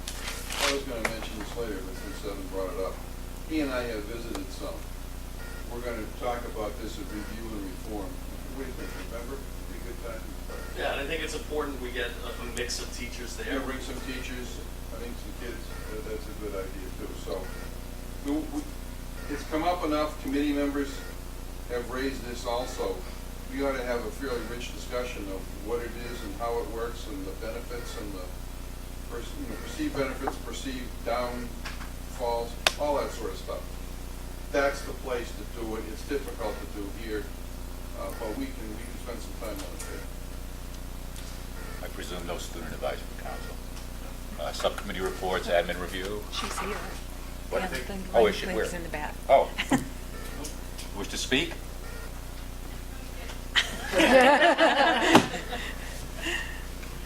Sweet words to my ears. Admin review. Nothing at this time? Audit. Nothing at this time.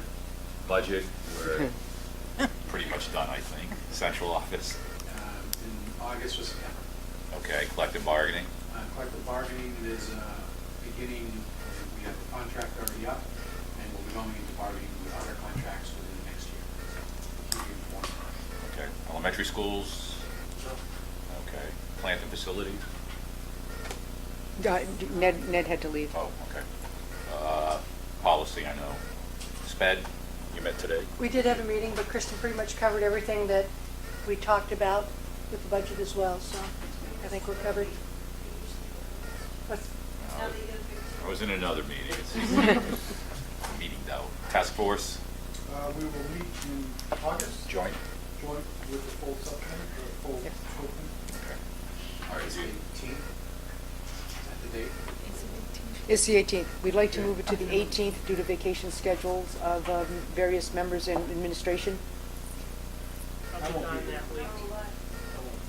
Okay then. Okay then. The week previous to that, none of the administration is going to be here. Okay then. You can have it with them. Well, yeah, but there's a whole line of you. The week after? The week after? The week after is fine with me. That 20 First week of school. It's the first week of school. 25th? What's wrong with that? Is that a problem for you? Steve, you plan a meeting or just a task force before It'll be that? August or not? 24th. We can do that. Is that a problem? Right, I know. 30th. Teachers come back this day, so like. You okay with that, Thursday and the 25th. I mean, I'm hoping it by the 25th. The 25th may be a good situation due to the fact I would think at that point we will have town meetings. or be really close. I mean, I think we're going to have a number of meetings around this time, so I would like to tell you that the 25th will probably just be one of some. What day? That's a Thursday, August Thursday. 25th. So do you want to say, August- are you going? I mean, we Right. could go to to August 23rd if you wanted to go be a little earlier on a Tuesday. Works for me. This would be the full school committee. August 23rd on a Tuesday? Full school committee and the task force join meeting. Is that, Do those meetings work? Yeah, that was fine. okay. Which one, 25th? Okay, August 23rd? 23rd. Tuesday, and that'll be joint task force and school committee. And obviously, we will keep you posted as to whatever information we have on town meeting and what selectmen are potentially planning to do. My expectation is they could, even at their next meeting, decide a date for a town meeting, and we may know very soon. They may not, but 6 o'clock? 6 o'clock? 6 o'clock. we usually meet, the task force usually meets at 6. Is that 6? That's fine with me. Okay, 6 on the 23rd, task force and committee member? Okay. Thanks. Technology? Unfinished business? Anything? No. Public comment, normally we ask ahead of time for anybody who wishes to make a public comment to let us know ahead of time. Because of all the discussion today, I'll be lenient with that because there's a lot of public people. Does anybody wish to comment briefly, I would hope? Yes, ma'am. Very briefly. Not this last meeting, but the meeting before, I stood up and spoke up to Mr. Behringer, and unfortunately I had to recant a lot of that. I was in shock, and so my thoughts were kind of scrambled and not coming out right. So I'm very happy to see that the IP program is still in place. One question I do have though is talking about the smaller class, raising the number for the smaller classes. Has that number been set? It's never set, and we try to keep, obviously, anything under 10, obviously needs special, look-see by the school committee, unless it's a special education program. So, usually we like to keep it around 15. The thing that we have as a problem is whenever it's a singleton, that means there's only one section of it, it's hard to get sometimes all the students who want to take it in because of all the other things that they have in their schedule. So we're going to have to work hard at that, and I know we're working hard at that. And we're going to be doing some blended things where maybe more than one thing may be happening with the teacher at the time, based upon what teachers think is the best thing to do. So I think we'll keep you posted, and obviously we're going to do the best we can to provide the absolute best environment for students. We're going to be a little struggling to do it, but I'm confident that with the help of all of us, we'll be able to pull it out. I just have no idea how long it will take us to get a real budget, but we will ultimately get one, either with help from the communities or with help from the commissioner. I just want to say that the reason I asked that is because he lost classes last year. So it's a concern saying, okay, if you're going to raise that number, how many more is he going to lose? Especially with him being a Republican candidate. That can have a major impact on him. Yeah. And I have kids coming up, so I really am disappointed to hear that it could still be on the chopping block when I can see so much potential growth for the district, not just for that one program. But I'd like to see some outreach from the district to say, look how successful our program has been. Come to our district for this program because IB is becoming more and more sought after. Before we moved here from Texas, we were trying to get our daughter into a program that was K through 12. And the reason we settled here, or at least one of the big reasons, was the IB program because he was able to do that specifically. So I just wanted that to be known. Okay, thank you. Thank you. Okay, let's see. Committee concerns? School committee concerns. I'll look at this side first. Oh, the quiet side. I'm going to go with Mark first because you've been chatty all night. Your mother was there, anything if you want me to? Following up on Okay. the second row of her comments. I had way too much time on Tuesday morning after our 4-hour meeting, or 3.5-hour meeting on Monday night. And I went through the Forbes list of the top 50 schools. Now, it's Forbes, and there are a few different lists that come out. And I went through the top 50 schools. I went through actually probably all 665. But we actually placed 2 students in the top 50 schools. One at UCLA, one at Wellesley, and both of them were involved in the IT program. So I just wanted to mention. Thanks, Mark. Steve? I think it would be good if we could get the class sizes published online. Sure.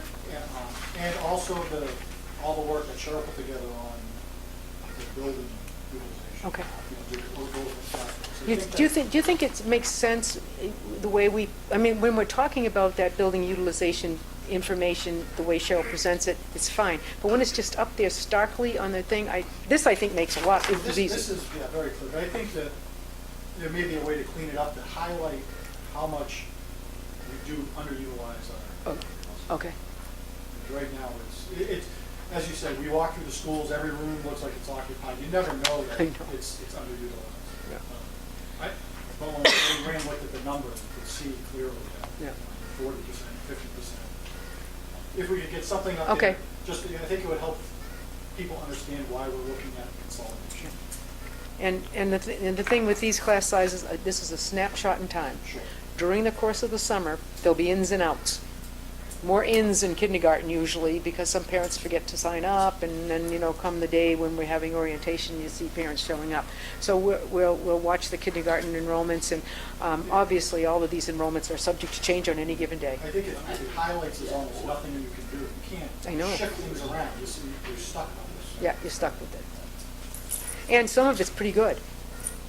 I mean, I'm really happy I we. think it's much better than, Well, it's going to ebb and flow. I mean, the place where I've got 29 in Hardwick, if we get some move-ins, I'm stuck. Then, we're stuck. Yeah. I worry there. Great, too. Yeah, and we have one in Ocam as well. Are we starting school the 29th? Yes, I think that's typical. I think most people are starting then. yeah, You're starting on 25th? I agree. Wow. 25th for professional development and students on the 29th. Oh, okay. Anybody else on that side? Okay, I have 2 things, and I'll kind of roll over into new business. The first is we're going to have an ad hoc committee for solar / retrofit. I'll call it solar retro. I've asked Charlie to chair it.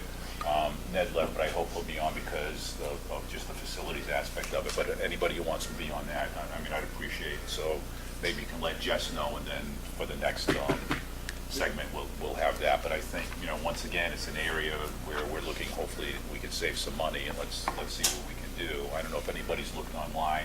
I think you sent, did you send it, or did Cheryl send it?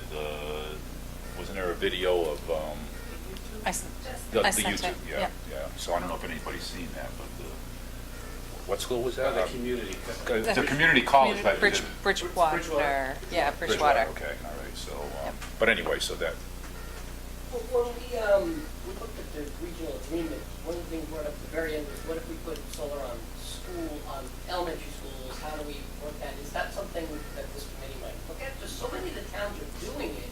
If there's any way they could say, someone comes in with a proposal, they're like, no, what if you, okay, also put some on our elementary school. well, we're leasing the building, so, Yeah. I mean, it's the town's building. Yeah, but the towns could work with us and, Oh, yeah, no, but We pay the bill for electricity. Yeah. Right. They own the building, so. could this- We couldn't do it unilaterally. Right, but could this committee be tasked Yes. with work? Oh, with sure, the that would, Towns? Yes. The select board? For sure. Like Ruggles Lane has this mammoth parking lot where your canopy stuff could really work there. there's a lot of wood chips at the end of that parking Well, lot. I understand, but Nice pile of those. But sure, that's a good idea. Second thing is, and the last thing is, I've heard murmurings, and I just want to comment briefly. And I think people are saying that Wilannon's meetings are a lot longer than Groveland's. I just want to point out that since he moved to that seat, he's been talking an awful lot, so I'm not fully to blame here. It's one long speech. It's just out there. It is. Move we adjourn. Second. Second. Thank you. Monday was.